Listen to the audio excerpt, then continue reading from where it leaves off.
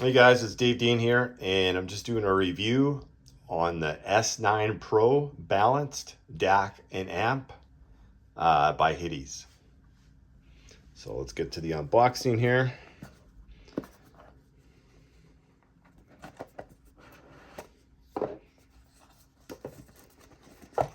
Take this out.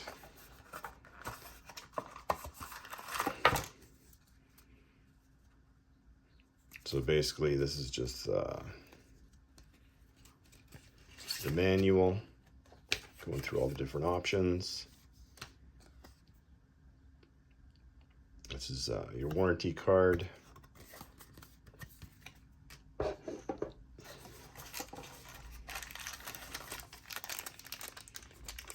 And this is, looks like a USB to USB-C. Yeah. So that'll convert that to USB 2 to USB-C. On this side. This is the clip for it. So this will actually fit inside here. It's just a little clip on, so you can put it onto your, your pants, your shorts, or whatnot. So that's that. This looks like a USB-C to USB-C. A little better quality than the previous S8. The S8, the cables that came with were pretty poor, and this one's a little bit better. Nothing spectacular, but better than what you got with that one.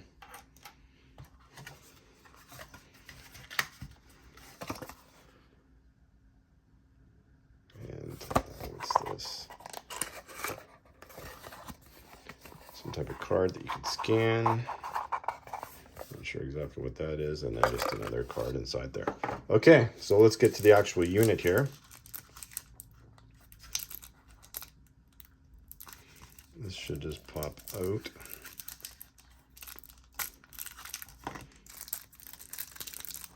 So kind of cheap plastic here.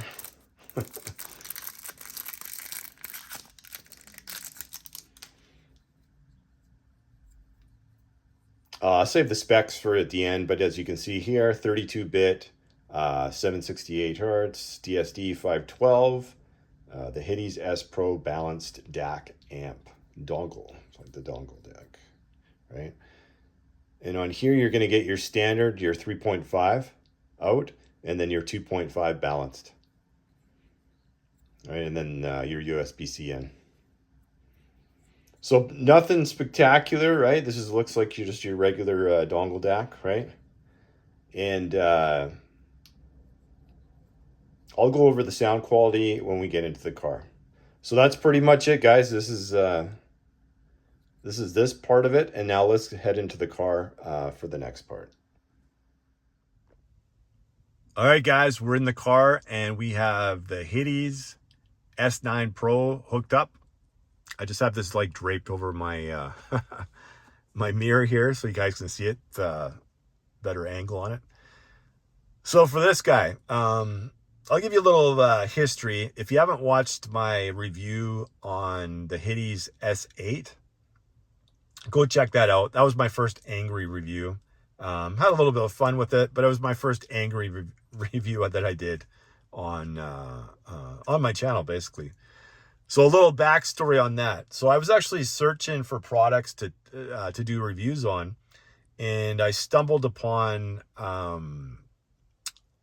site called Audio Science, right? And I kind of briefly looked on there a little bit, seeing what kind of like, for the most part, they're testing, like, they test a lot of different things, but I was looking at like their amps / DACs, right? And anyways, I ended up stumbling upon that website that led me to a YouTube channel, right, of theirs. And I seen a guy named Amir, I think his name is, and so he's like the main guy that does reviews for the most part on that channel. And he was saying how great, I think the video I watched was, I think I read about the S8 one, and then I actually watched on YouTube the S9, right? So I read about the S8 one, and I was like, okay, I'm going to order it, right? So I ordered the S8, did the review. If you want to watch it, go check it out. And I said I was never gonna, after that angry review, I said I was never gonna order one of their products again, right? Because it was absolutely terrible, right? And he was saying that it's a better DAC amp than basically some of the $1,000 DAC amps that you can get for your home system, right? Like a desktop system.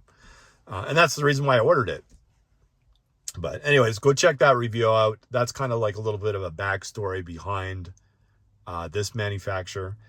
And I was like, you know what, I'll give them another shot. I figured, I listened to their old version, which was an S8. And then since then, they had an S9 come out. That's the YouTube video that Amir did. And then I was like, okay, well, the Pro's out. The Hidizs S9 Pro's been out since like, I think May 2021, if I'm not mistaken. And I was like, okay, I'll give it a shot. I'll order one of these again, and then we'll do a test on it, right? Like we'll do test it out in my car audio system, and we'll see what it sounds like, right? I mean, my system is tuned properly, and it's a pretty high-end system, right, for car audio. And I am not comparing this to this, all right? This is a FiO M17, not doing any kind of comparison to that. Anytime I do a review, it's all based on the actual product, right? So, like I was saying, with the S8, I had all kinds of noise issues. I had to order it twice. And watch the review if you want to watch it. If you don't, you don't. This one, I'm happy to say, zero noise issues whatsoever, right? And I never had any issues whatsoever with this device. It worked flawlessly. I basically listened to Apple Music, Tidal, Amazon HD. I renewed the Tidal and Amazon HD subscriptions because I realized I had no music on my phone, because my Apple Music subscription's only on here, because my Apple ID is like totally different than the one I used on here when I got like 6 months free music on here for Apple Music. So I realized when I was testing this, yeah, I was fine. I have the same Apple Music subscription on this device than I do on my Apple Mini 6, right? But for my phone, I've had the same account forever, right? And they wouldn't obviously let me use that one. So on my phone, I had literally zero music, so I had to redo my subscriptions to Tidal and Amazon. They don't have QBuzz in Canada, so sorry for the guys that like QBuzz, but they didn't have that. So that was the music that I listened to. Obviously downloaded. I don't stream anything. It's always downloaded music. And then I also used my download music off of my the M17 when I hooked this up to that, right? That part was kind of pointless, but I was curious just to see what it would sound like anyways, right? But I did use the music on here, which is like downloaded from HD tracks and acoustic sounds for the downloaded part. And then of course I used the Apple Music app and stuff that I have on here, right? So that's what I use for testing. iPhone 13 Pro Max, which I'm holding right now. iPad 6 Mini, which is this guy in front of you. FiO M17, which is this guy right here. And I actually use my spouse's iPhone 13 Pro. And then I used multiple different cords, AudioQuest cords, Apple cords, generic cords, for some of the testing, right? The Hidizs cord, which is, where is it at here? Well, you guys seen it earlier on, right? So it's just basically a Type C to Type C, right? But the cords are a little bit better this time around than they were with the S8, right? So that's it. So no issues, like I said, no noise issues whatsoever. And I guess the first thing I'll talk about with this device is it is extremely powerful, which, Amir did mention that these things are pretty powerful, like a little dongle DAC, right? So he was right on that part. And I had no complaints on this. Connection issues, none whatsoever, right? Well, I shouldn't say none whatsoever. When I was using my phone, and I think this is more of a this product, this thing. So when I was using my phone, obviously I used the Apple Lightning to USB 3 camera adapter, as you can see here. And it's got to be this issue sometimes, just every now and then. Like I said, if you bump something or whatever, it just like music stops or something. Maybe it loosens the connection a little bit or whatnot. And it wasn't all the time. It's just like once in a while here and there. But I had some of the same issues with some of the other products that I tested via that. The more things I test like this, the more I'm not a fan of this. I really aren't. I wish Apple would have came out with something a little better than this guy. Because that, I don't know. I'm just becoming not a fan of that. I don't think I'd ever use that in a system, like, ever, to me, right? That's kind of why I'm like a DAP guy, right? I don't have connection issues with this ever. Never have, right? And I don't use Bluetooth, so maybe if I use Bluetooth, then I'd have connection issues. But I wire everything together because it sounds better. Okay, so power-wise, this thing is extremely powerful. Guys that have, like, for the most part, whatever you're running for a headset, for the most part, this thing's going to be able to run it, like, probably no problem whatsoever, right?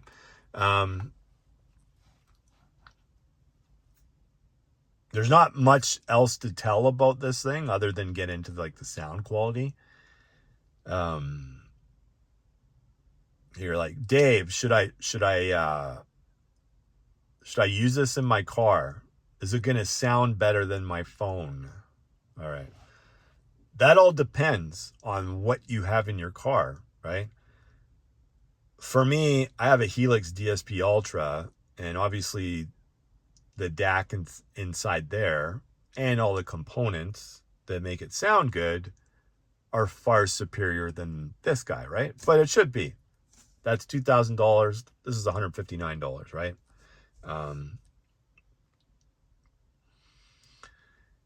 If you have a lower end DSP, should you use something like this? Yeah, possibly. I'm trying to think of like a lower end DSP that you might use something like this with. And off the top of my head, I really can't think of anything. Maybe a Dayton, like the old lower budget Dayton DSP, or I mean, most of the DSPs that are coming to my head are, close to the $1,000 range or higher, right? So I can't think of anything. If you guys know anything that are like the lower end DSPs, let's put it in the comments, right? Because off the top of my head, I can't really think of anything other than like the Dayton one. There's probably a lot of brands that have them out now. I'm just not familiar with like some of the names of like the really lower end ones. But if you didn't have a DSP, if you don't have a DSP, then I think something like this would actually benefit your system, right? Probably give you like a little bit better sound quality than your phone. Don't expect miracles though with this. And like I said, power wise, it's great. Sound quality wise, I found this thing to be at medium levels. I think it sounded good. The bass was like a little bit, I found like a little bit kind of on the muddy side. And that's going through my system, right? So it shouldn't it shouldn't sound like that, but it sounded a little muddy. It's nowhere near as tight as all my other connections and anything else I've ever tested, honestly. And then once you got to like the medium to high levels, it seemed to sound a little tinny. That's kind of what I got from it. From like medium to high volume levels, you got this, it sounded a little bit tinny, right? So for people that have maybe brighter tweeters, I don't think this would be a good match for you, just because it kind of gets brighter and tinier from medium to high level volume, right? And it's not it's not terrible, like by any means. Like it's decent, but it's just, there was just something about it, like the tinniness to it, that I just didn't really care for. And you don't notice it as much through headphones, right? So I don't know if, like, when Amir was doing, he didn't test this, but he tested the S9. I don't know if he's just like listening to headphones when he's doing it, but I hooked this up to my home system too, and I found it to be like kind of the same, where at medium levels it sounded decent, and then when you get to the higher levels, like that's when it kind of sounds like it has like a tinniness to it, and a little bit sharper, a little bit tinnier. Bass is a little bit, it's muddy, but the bass was kind of a little bit muddy kind of throughout, but you notice it more at louder volumes, right? So I think the person that if you have like a lower end DSP, then possibly, right? If you don't have any DSP, then yeah, I'd probably recommend it, because it's got plenty of power, and I think it gives you like a little bit better sound quality than your phone. Like if you're using like an Apple dongle or whatnot, probably gives you a little bit better sound quality than that. Just don't expect miracles with this thing. And it's, like I said, it is $159.99. So it kind of like, I've already reviewed a few products in this price range, right? And I would take all three of those other products I reviewed over this any day of the week. We're talking just car audio, right? We're not talking headphones. We're just talking like just straight car audio. I would have picked all three of those products. The Topping D10S, which is actually cheaper than this. I would take that over this, right? This is more powerful than any of the other stuffs that I've tested when it comes to that budget range. But I think sound quality wise and what you get out of the product, I think, the Topping D10S, I think is better. The new FiO K3, some people refer to it the K3S. I think that one's better. And as well as the FiO BTA 30, which now they have the BTA 30 Pro out. Go for the Pro over the 30. Is just better overall, right? And it doesn't really cost that much for that product. I think all of those products that I mentioned, if we're just talking core audio, I think you get a lot more bang for your buck out of those. The only advantage this one would have is it's a little bit more powerful, but you can set your gains appropriately, right? It's just gain matching at that point in time. You know what I mean? Whatever voltage something's going out into your system, it's just a gain match thing, really. And sound quality wise, like I said, I would pick those three products that I've already did reviews on over this. But then again, you can't, well, with some of them you can, but obviously you're not running around with the Topping D10S with the headphones on and your phone while you're out jogging, right? And same thing with the BTA 30. The K3S, on the other hand, yeah, that would be a more fair comparison, right? But I preferred the FiO K3. I preferred the sound signature on that thing over this. I think fairly easily I would make that assumption. But sound quality is subjective, and some people might like the higher pitched tinniness that I call that. They might actually like that. They might refer to that as airiness. I'm definitely not going to be referring to that as like airiness, right? But some people might. I don't know. Depends, right? The only way you would tell is if you ordered it yourself and tried it out, right? But for me, car audio wise, I like, if I don't have a DAP and I'm not, I'm just using like an iPhone or an iPad or something like that, into my system, and I don't have a DSP, then yeah, I'd probably get something like this, right? And but if I already have a DSP and I'm still using my phone, I get better sound quality out of either my iPad or my iPhone going straight into my vehicle. But you guys have to remember, I have a PAC Audio Amp Pro in my system, which has a Toslink optical cable going into my Helix DSP Ultra, right? So digital signal going straight in there. So when I'm using my phone or like I said, my iPad Mini 6 and Apple CarPlay, it sounds better, cleaner. Everything just sounds better, right? Than adding this. So that's why I said, like, if you have a lower end DSP, depending on what it is, and I mean like lower as in like, you know, the $200 to $300 range, and maybe it's a little bit older, or, you know, or whatnot, then you might look at something like this, possibly, and improving your sound. But if you have anything higher, then I'd say, you know, if you have like something around the $500 range and up for DSPs in your vehicle, and especially if you have like an Amp Pro or something that you're going straight digital to it at that price point, I don't see a reason to pick up something like this, right? And I know a lot of you guys, you see reviews and stuff like that, and people don't really give their honest opinion at the end of whether you should buy it or not buy it. But I'm not here to make these guys more money. I'm here to tell you whether this would be a good pick, you know, for somebody that's looking for something like a budget amp DAC, right? That might improve your system. So to me, I would only recommend this device for somebody that doesn't have a DSP, or like I said, a lower end DSP, like a $300 and under DSP. This might be able to improve your sound quality a bit if you're using a phone or an iPad, right?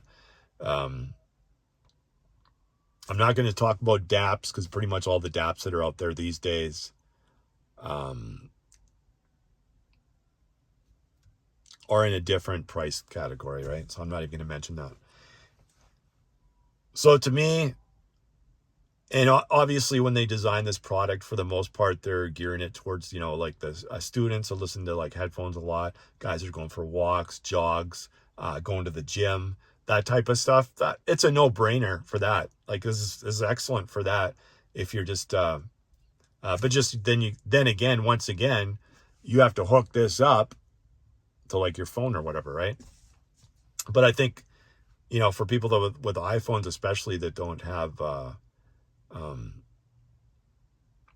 you don't have the 3.5 output anymore, right? On your phones, like the headphone. Oh, you don't have it anymore. So that something like this, you're going to need it anyways for iPhone people. So then I would recommend it for those kind of people. Like I said, the guys that are going to the gym, guys are going for walks, jogs, students, you're listening to headphones a lot, that type of thing. I would recommend it. Car audio wise, just the guys that have a lower than a $300 DSP, possibly, but guys that don't have a DSP, yeah, or if you had just a stock system in your vehicle, yeah, I'd recommend this, because it's only $159, plenty of power.